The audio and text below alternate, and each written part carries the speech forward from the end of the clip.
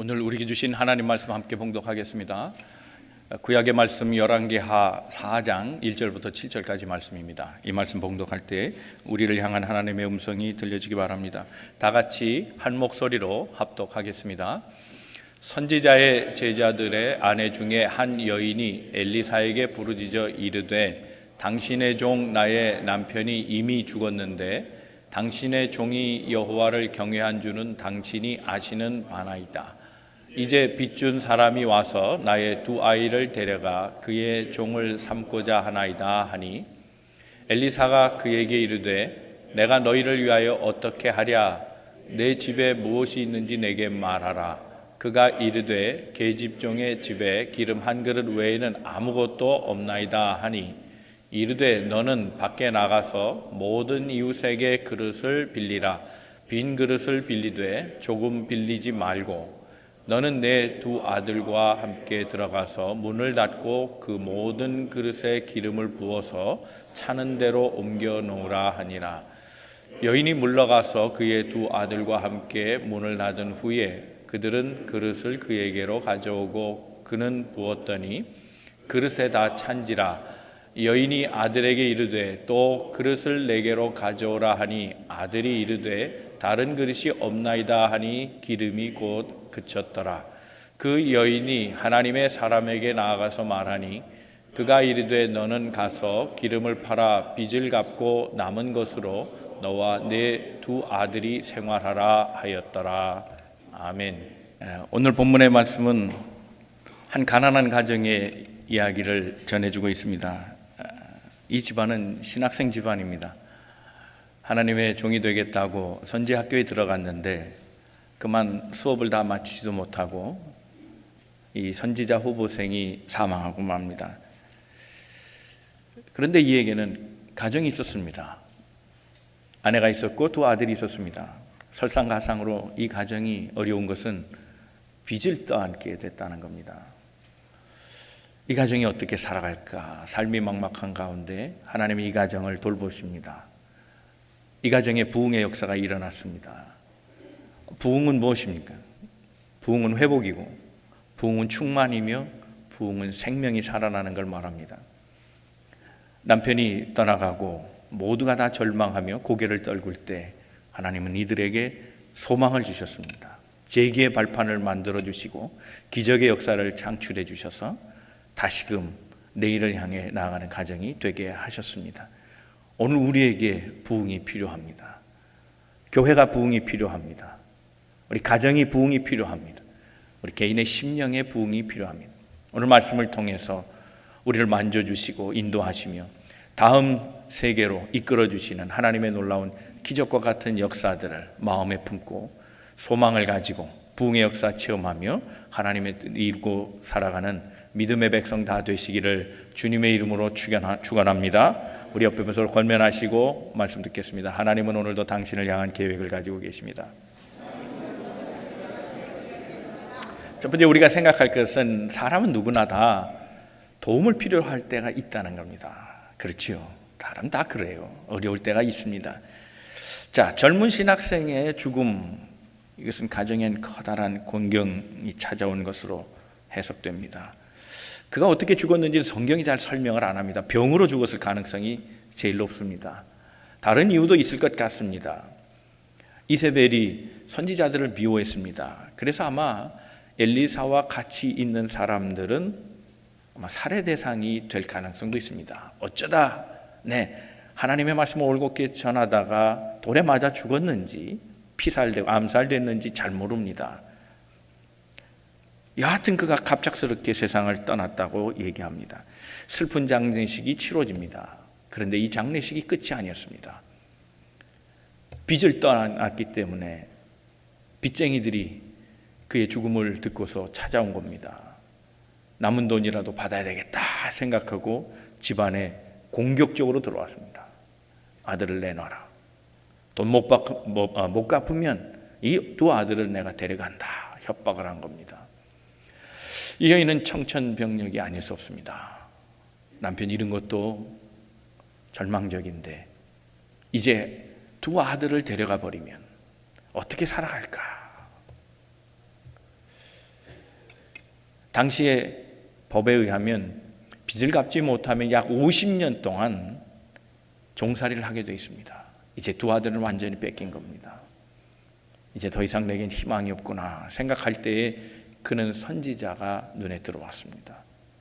사랑하는 성도 여러분, 사방이 우겨싸면, 그래서 앞이 보이지 않으면 하늘을 보시기를 주님의 이름으로 축원합니다. 그에게는 오직 소망이 하나밖에 없었습니다. 선지자를 찾아가는 겁니다. 혹 그로 인해 도움을 받을까 해서 찾아갔습니다. 오늘 본문의 말씀 1절의 말씀입니다. 다 같이 말씀 읽겠습니다. 시작. 선지자의 제자들의 아내 중에 한 여인이 엘리사에게 부르짖어 이르되 당신의 종 나의 남편이 이미 죽었는데 당신의 종이 여호와를 경외한 줄을 당신이 아시는 바니이다. 이제 빚준 사람이 와서 나의 두 아이를 데려다 그의 종으로 삼고자 하나이다 하니. 사람들이 찾아와서 아들까지 달랍니다. 남편 죽은 것도 억울한데 이럴 수 있습니까? 남편의 스승이었던 선지자에게 통사정을 해봤지만 엘리사도 딱히 도울 방법이 없습니다. 내가 어떻게 하랴. 금전의 문제를 가지고 왔습니다. 그러나 엘리사도 금전은 역시 없습니다.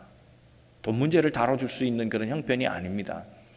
참 세상은 불공평한 게 당시의 선지자는 여러 부류의 선지자들이 있었습니다.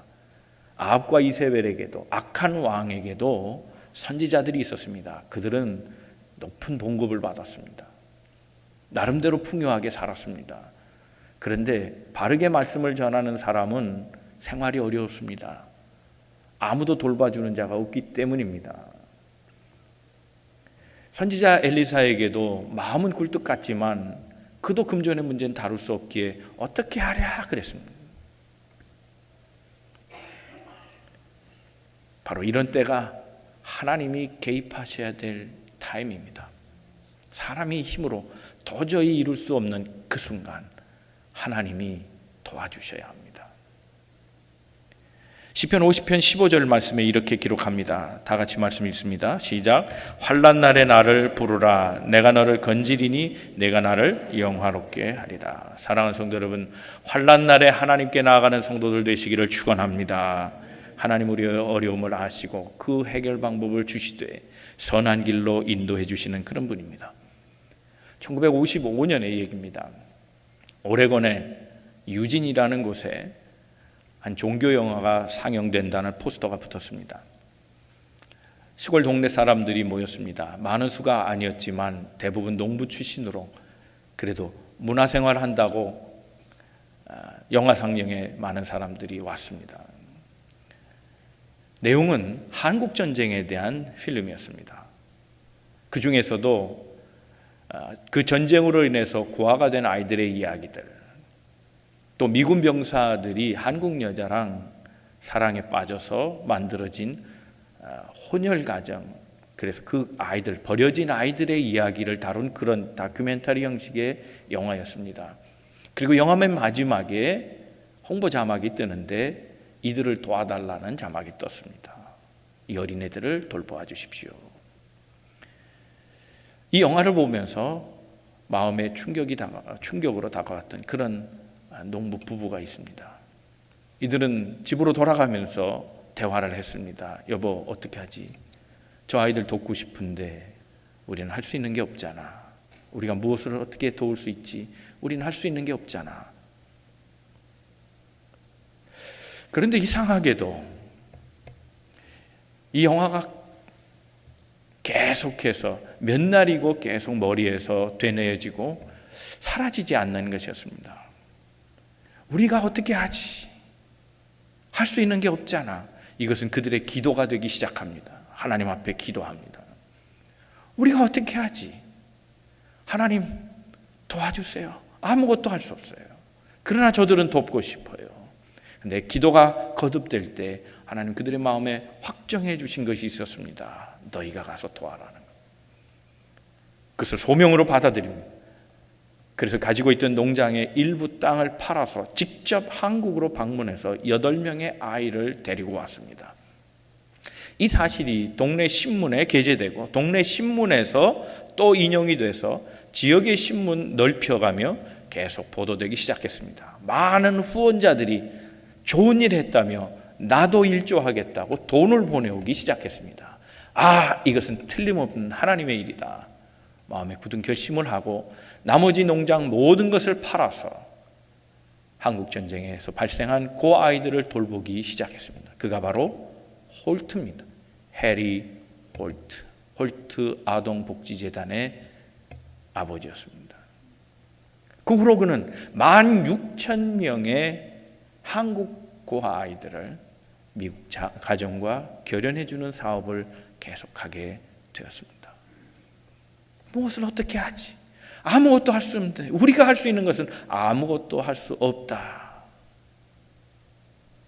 이것이 그의 기도가 되었고, 하나님 그 기도를 들으시고 그들에게 할 수 있는 방법을 알려주시고 바른 길로, 또 다른 은혜의 길로 인도해 주셨다는 겁니다. 사랑하는 성도 여러분, 우리도 이런 삶의 위기를 만날 때가 있습니다. 질병의 위기가 옵니다. 내가 이제 어떻게 하지? 암은 남의 얘기인 줄 알았습니다. 그런데 내게 그런 질병의 문제가 왔을 때 이제 나는 어떻게 하지? 사업에 실패한다는 이야기는 많이 듣습니다. 근데 막상 내가 그 실패를 당하고 보니 이제 나는 어떻게 하지? 삶이 막막해지고 나는 아무런 할 수 없다는 그런 생각에 자괴감이 들 때가 있습니다. 사고가 찾아오며 예기치 않은 일들이 발생하면서 때로는 실직을 경험하고 나도 오늘 본문의 사람처럼 빚을 얻어야 되는 상황까지 몰리게 될 때가 있습니다. 바로 이때가 하나님이 도와주실 타임입니다. 하나님께 은혜를 구하십시오. 환난 날에 나를 부르라. 내가 너를 도우리라.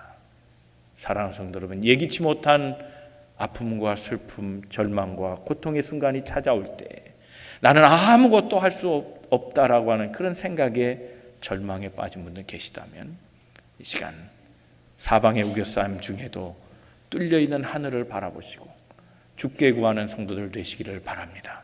하나님, 내가 생각한 것보다 더 좋은 것으로, 더 새롭고 또 다른 방법으로 구하는 자들에게 응답해 주시리라 믿습니다. 환난 중에도 기도하는 성도들 되시기를 주님의 이름으로 축원합니다. 두 번째 생각할 것은 축복의 조건은 이미 우리 생활 주변에 다 있다는 겁니다. 2절 말씀입니다. 2절 말씀 같이 읽겠습니다. 시작. 엘리사가 그에게 이르되 내가 너를 위하여 어떻게 하랴? 내 집에 무엇이 있는지 내게 말하라. 그가 이르되 계집종의 집에 기름 한 그릇 외에는 아무것도 없나이다 하니. 엘리사가 얘기합니다. 내 집에 있는 게 뭐냐? 물었습니다. 여종이 대답합니다. 아무것도 없습니다. 아무것도 없다는 건 가재도구가 없다는 게 아니라 먹을 게 없다는 겁니다. 이제 팔 건 다 팔았습니다. 돈이 될 만한 건 다 팔았습니다.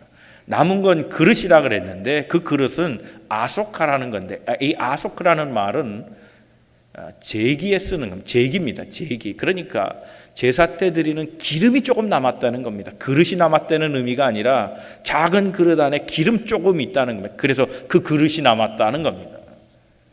그 그릇 갖고 뭐 하겠습니까? 이제 나는 아무것도 없습니다라고 얘기합니다. 그런데 오늘 본문에 의하면 이 작은 그릇이 문제의 실마리를 풀어갑니다.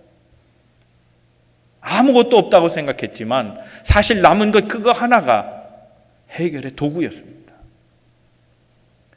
예수님 당시로 돌아가 보면 예수님은 많은 사람들에게 하나님의 복음을 증거합니다. 천국 복음을 증거하기 시작했습니다. 사람들이 그의 설교를 들으러 모였습니다. 어느 땐가는 예수님의 설교가 너무 길어졌습니다. 한두 시간 한 설교가 아닙니다. 아마 온종일을 한 것 같습니다. 이제 사람들이 돌아가야 될 타임이 됐는데 주님이 그들을 보며 불쌍히 여기는 마음이 있었습니다. 그들이 배고팠기 때문입니다. 하나님의 말씀을 들었지만 그들의 육적인 상태는 지금 지쳐 있습니다. 허기 가져 있습니다. 주님이 그들을 먹이고 싶었습니다. 그때 말씀하십니다. 너희 중에 먹을 것이 있느냐? 없습니다. 주님, 우리가 이들을 어떻게 돕습니까? 제자들이 반론을 펼칩니다. 안 됩니다. 못합니다. 가능한 얘기를 하십시오. 이 5천 명을 먹이려면 얼마나 많은 돈이 있어야 되는지 아십니까? 이 근처 식당도 없습니다. 안 됩니다. 부정적인 얘기를 했습니다. 그때 주님이 말씀하십니다. 너희들 중에 무엇이 있느냐? 그때 한 아이가 나옵니다. 보리떡 5개와 물고기 2마리. 그것 가지고 주님이 축사하셔서 5천 명을 먹이셨다는 겁니다. 하나님은 이런 분. 이게 사실이냐 아니냐를 묻지 마십시오. 여러분의 믿음에 따라 달린 겁니다. 우린 이런 하나님을 믿습니다. 내가 가진 것으로 풍성케 하시는 하나님을 믿는 겁니다. 하나님 때에 많은 일들이 그렇게 일어났습니다. 하나님 때가 있습니다. 하나님이 역사하실 때가 있다는 겁니다. 그게 우리의 공공한 때요, 아무것도 없을 때, 바로 그때 하나님의 때가 일어나는 겁니다. 모세 이야기도 다르지 않습니다. 하나님의 애굽에서 고생하는 이스라엘 백성을 탈출시키고자 할 때 모세를 사용하셨습니다. 모세야, 나와라. 내가 너를 임명했다. 네가 일을 하라. 그때 모세는 하나님 앞에 얘기합니다. 저는 어린아이입니다. 준비 안 됐습니다. 나는 못합니다. 내가 도망자입니다. 안 된다고 했을 때 주님이 말씀하십니다. 내가 가지고 있는 게 뭐냐 묻습니다. 제가 가진 거요? 보여드릴까요? 이것밖에 없어요. 지팡이. 아무것도 아니잖아요. 내가 뭐가 준비됐다고 그러세요? 그가 반론을 펼칠 때 하나님은 그 지팡이를 하나님의 지팡이로 만드셔서, 모세의 지팡이 아무것도 아닌 지팡이가 하나님의 지팡이, 능력의 지팡이 되어서 이스라엘 백성을 애굽에서 건져내고 홍해를 가르게도 하시고 그 지팡이로 반석에서 물이 나게 하셔서 백성을 먹이시게 하셨습니다. 아무것도 아닌 마른 것에서 풍성하고 기름지고 메마르지 않은 것을 만들어 주신 분이 우리 하나님이시라는 겁니다. 하나님은 그런 분입니다. 사랑하는 성도 여러분, 하나님은 우리가 얼만큼 가졌느냐를 묻지 않으십니다.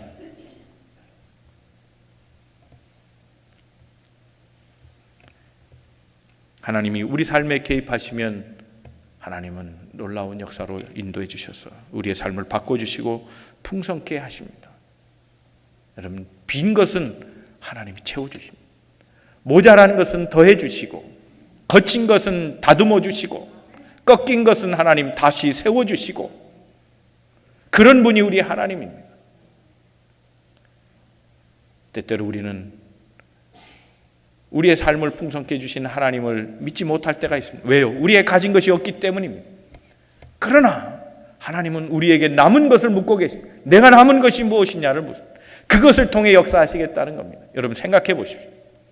남편의 문제가 있습니다. 그럼 어떻게 기도합니까? 하나님, 남편을 바꿔주세요. 고쳐주세요. 그렇게 기도해야 되잖아요. 다른 남편 주세요는 아니잖아요. 자식이 문제가 있어요. 옆에 집 자식 주세요. 이 자식은 데려가세요. 그렇게 기도하지 않잖아요. 우리가 가지고 있는 것, 나와 함께 사는 사람, 내가 지금 몸담고 있는 직장과 가정, 교회, 방법을 다른 데서 찾는 건 아닙니다. 교회를 옮기면 행복합니까? 내 가정을 남의 가정으로 대체하면 행복합니까? 그렇지 않습니다. 하나님 그런 분이 아닙니다. 내가 있는 삶의 현장, 그것을 바꾸기를 원하십니다. 구하십시오. 비었을 때 구하십시오. 꺾였을 때 구하십시오. 다 없다고 생각할 때 그때 구하십시오.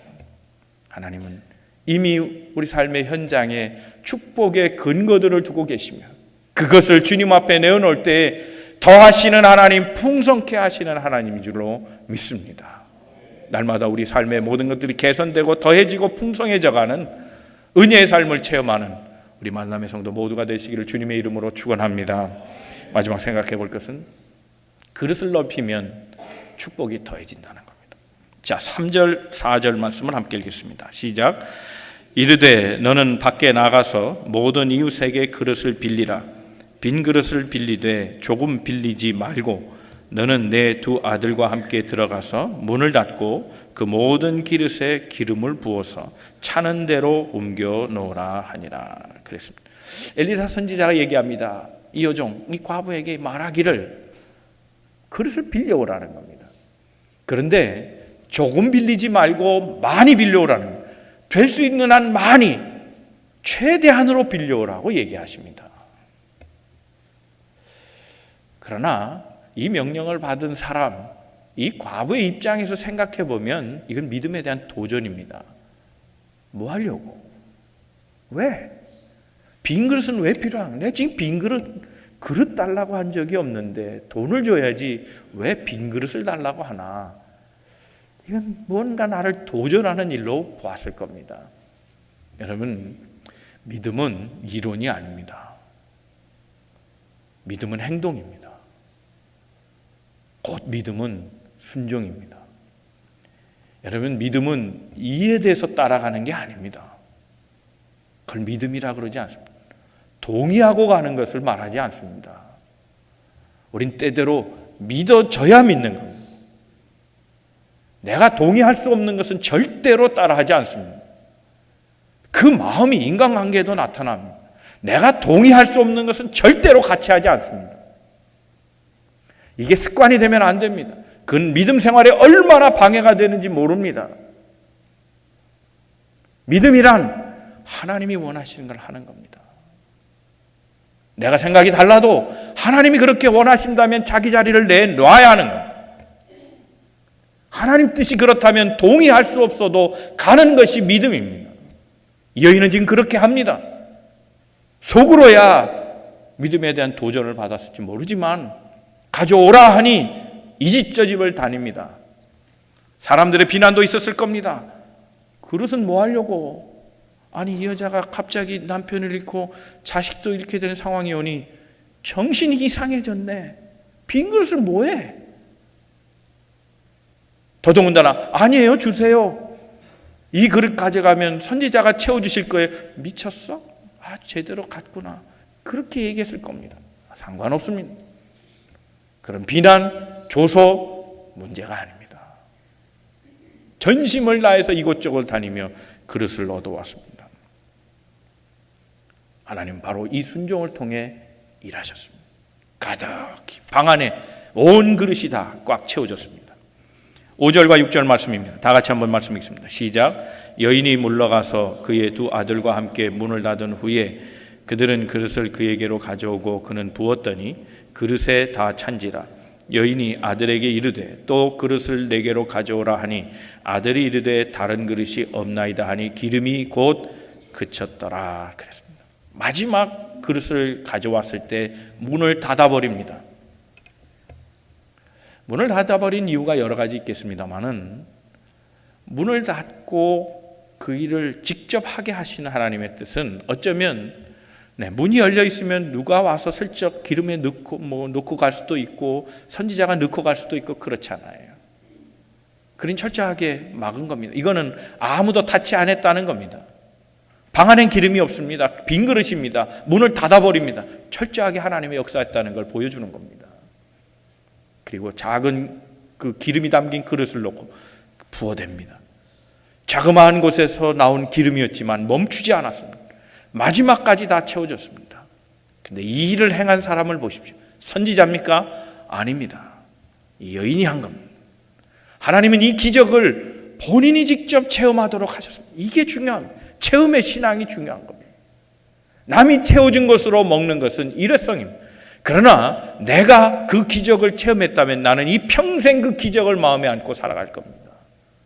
삶을 더해주시는 하나님, 내 모자람을 채워주시는 하나님, 구할 때 응답하시는 하나님을 평생 간증하고 살았을 겁니다. 이 여인이 빈 그릇을 돌려줄 때를 상황을 한번 생각해 보십시오. 하나님이 채워주셨어요. 이 기름 팔아서 우리 집 살았어요. 하나님이 도와주셨어요. 은혜에 간증하며 살았을 것 아닙니까? 사랑하는 성도 여러분, 우리가 주의 일을 감당하려면 이와 같은 풍성함을 체험해야 합니다. 그릇을 많이 준비하십시오. 적게 준비하지 말고 많이 준비하십시오. 많으면 많을수록 좋습니다. 복의 분량을 넓혀가야 합니다. 때때로 우리는 우리 가진 것에 초점을 맞추고 하나님의 역사를 못 볼 때가 있습니다. 그래서 늘 염려합니다. 늘 걱정합니다. 그러나 믿음의 사람, 기적을 체험하는 사람들은 무한한 자원을 가신 하나님께 시선을 돌리는 겁니다. 이 기름이 뭡니까? 성경은 이 기름을 성령으로 얘기합니다. 성령의 기름이 부어질 때에 인생은 부활하는 겁니다. 즉 살아나는 겁니다. 충만해지는 겁니다. 회복의 역사가 일어나는 겁니다. 이 부흥은 숫자의 역사가 아닙니다. 우리 모든 성도가 이 부흥이 필요합니다. 가정의 부흥이 필요합니다. 교회도 이렇게 살아나는 영의 역사들이 필요한 줄로 믿습니다. 사랑하는 성도 여러분, 이 일을 위해 우리가 만남의 대행진하는 겁니다. 상금 받자고 하는 게 아닙니다. 여행 가자고 하는 게 아닙니다. 단지 숫자를 불리려고 하는 게 아닙니다.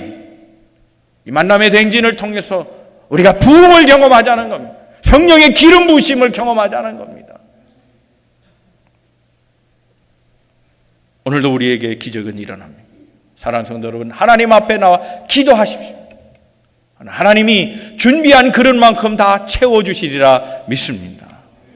우리 만남의 대행진을 통해서 이제 온 교우가 500명 출석을 목표로 하고 기도하고 있습니다. 우리가 어떻게 그걸 할까요?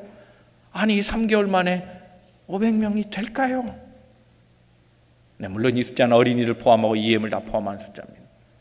불과 100명만 더 하면 됩니다. 그런데 그 100명을 불가능하게 보는 사람들이 있습니다. 사랑하는 성도 여러분, 불가능하게 보는 사람들과는 일하지 마십시오. 안 됩니다. 틀림없이 안 됩니다. 된다고 하는 사람과 일하십시오. 틀림없이 될 줄로 믿습니다. 됩니다.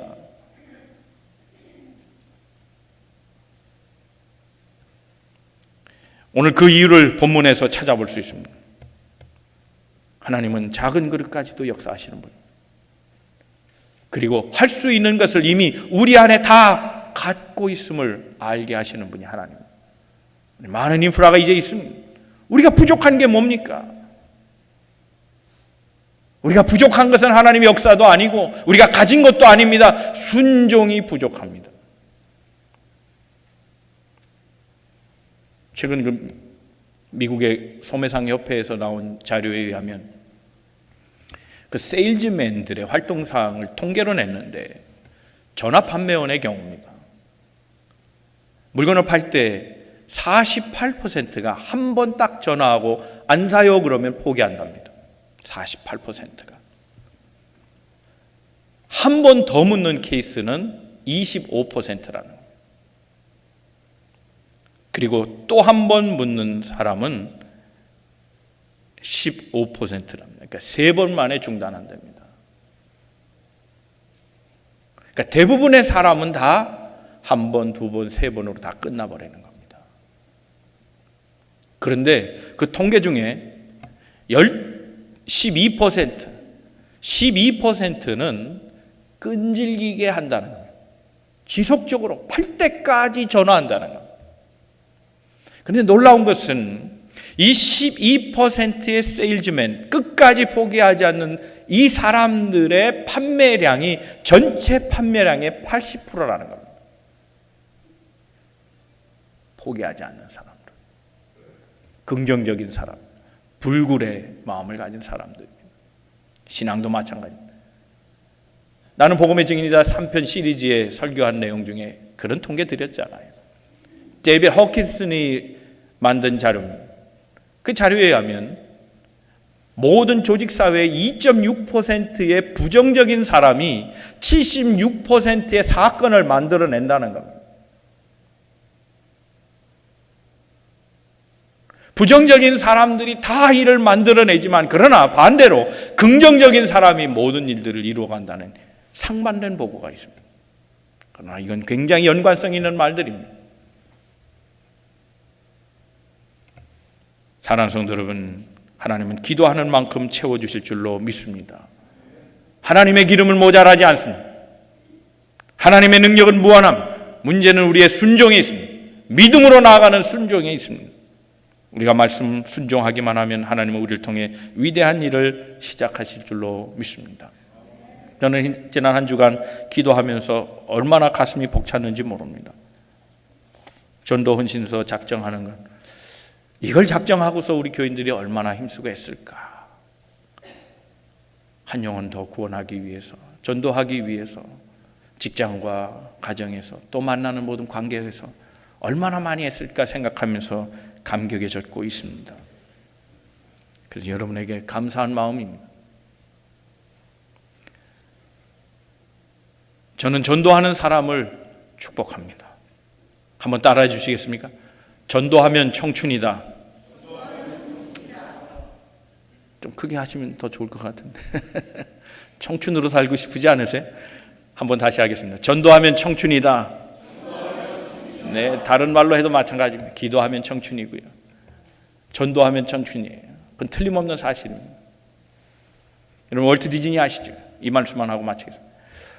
월트 디즈니를 만들었던 디즈니랜드를 만드는 이 월트 디즈니가 LA 밑에 만들었잖아요. 디즈니랜드를 만들어 놓고 그는 거기에 만족하지 않았어요. 더 큰 꿈을 꾸기 시작합니다. 더 넓은 데로 가고 싶다. 더 크게 만들고 싶고 더 아동을 위한 천국을 지어보고 싶다. 꿈을 갖기 시작했어요. 그래서 플로리다의 올랜드에다가 거기에다가 디즈니 월드를 만듭니다. 한 10배 정도 큰 월드를 만들 계획을 합니다. 그 프로젝트를 진행하던 중에 그만 월트 디즈니는 사망하고 맙니다. 이제 월트 디즈니가 월드가 만들어지고 그것을 축하하는 날에 그 행사에 많은 사람들이 왔습니다. 한 유명 인사가 축하 메시지를 하면서 그렇게 얘기합니다. 오늘 월트 디즈니가 여기 있었더라면 참 좋았을 텐데 그가 이것을 못 본 것이 참 안타깝습니다 라고 얘기합니다. 많은 사람들이 고개를 끄덕이며 공감했습니다. 그가 봤어야 되는데. 그 다음 마지막 순서에 이어진 사람이 그의 부인입니다. 그의 부인이 이런 얘기를 합니다. 조금 전에 축사를 하신 분이 제 남편에 대해서 좋은 말씀 해주신 것 참 감사합니다. 그러나 한 가지 수정할 것이 있습니다. 남편이 이 오픈하는 걸 못 봤다고 하셨는데 아닙니다. 남편은 매일 이 날을 보고 일했습니다. 그가 보았기 때문에 오늘 우리가 여기에서 있는 겁니다. 얘기하는. 성경에 성령의 부음을 받은 자를 늙은이는 꿈을 꾸고 젊은이는 예언을 한다 그랬습니다. 꿈꾸고 예언하면 젊은입니다. 청춘입니다. 나이가 많아도 꿈을 꾸는 사람은 청춘입니다.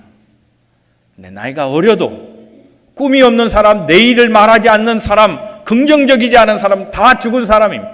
늙은입니다. 육신이 나이가 먹어서 앞이 안 보이는 거야 어떻게 하겠습니까? 그러나 영의 눈까지 늙어버리면 안 됩니다. 내일을 보는 눈, 소망을 말하는 눈, 희망을 갖는 눈까지 감겨버리면 죽은 겁니다. 우리는 이제 그 부흥을 볼 겁니다. 우리의 가정이 살아나는 꿈을 꾸게 될 겁니다. 우리의 직장과 우리의 관계가 피어나는 내일을 말하는, 그래서 소망 속에 희망을 거는 우리의 삶을 볼 것입니다. 우리 교회가 부흥하고 생명이 살아나는 역사들을 볼 것입니다. 그러면 우리 교회는 젊은 교회요, 희망 있는 교회요, 소망 있는 교회, 생명 있는 교회입니다. 그런 성도는 꿈이 있는 성도요, 그런 성도는 청춘을 사는 성도인 줄로 믿습니다. 사랑하는 성도 여러분, 꿈꾸며 삽시다. 부흥을 꿈꾸며 삽시다. 가진 것이 없다고 절망하고 살지 말고 그 절망의 순간에 하나님 바라보고 소망을 가지십시오. 하나님은 우리의 것으로 풍성케 하시는 분입니다. 절망한 자를 다시 일으켜서 새로운 꿈을 꾸게 하십니다. 새 삶으로 인도해 주시는 분입니다. 이전보다 더 큰 것으로 주시는 분이 우리 하나님인 줄로 믿습니다. 날마다 주의 꿈을 꾸며 내일을 말하고 희망 속에 살아가는, 그래서 기도하며 삶의 모든 것에서 하나님의 역사를 나타내고 살아가는 믿음의 성도들 다 되시기를 주님의 이름으로 축원합니다.